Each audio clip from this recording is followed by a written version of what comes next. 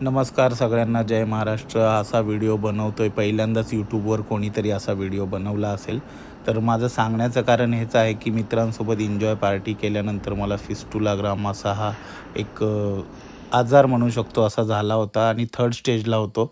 हॉस्पिटलमध्ये ॲडमिट केलं. त्याच्यानंतर माझं ECG, ब्लड चेक वगैरे केलं. सकाळी ऑपरेशन होतं आणि मी एवढंच म्हणेन की मित्रांसोबत जा, काही खा, पार्टी करा, एन्जॉय करा, पण पूर्ण अंगावर काढू नका. तर सकाळी डोक्यात हाच विचार होता. ऑपरेशनचा युरिन बॅगसुद्धा मला लावली होती, सलाईन लावली होती रात्रभर.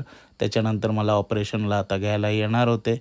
तर थोड्याच वेळात मामा आणि सिस्टर मला घ्यायला आले. घ्यायला आल्यानंतर सांगितलं की ऑपरेशनला जायचं आहे.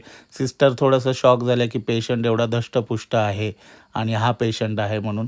तर त्याच्यानंतर मामाला मी सांगितलं की मी चालत येतो. तर ते म्हटले की नाही, आम्हाला अलाउड नाही आहे, आम्हाला तुम्हाला व्हीलचेअरवरच न्यायला लागेल.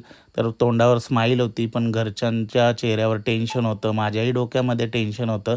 आता मला ऑपरेशन थिएटरपर्यंत नेलेलं आहे. माझ्या घरचेही आहेत. आता मला ऑपरेशन थिएटरमधनं घेऊन येतील आणि मला एनेस्थेशिया दिल्यामुळे मी बेशुद्ध आहे, तुम्ही बघू शकता.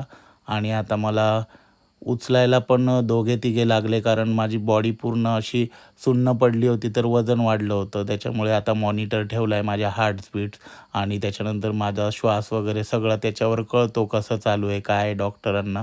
आणि ही माझी बधक अंघोळ आहे. तर ऑपरेशन झाल्यानंतर असं पुसून वगैरे घेतात. त्याला बधक अंघोळ आपण म्हणू शकतो, असं मामा आपल्याला पुसून घेत आहेत.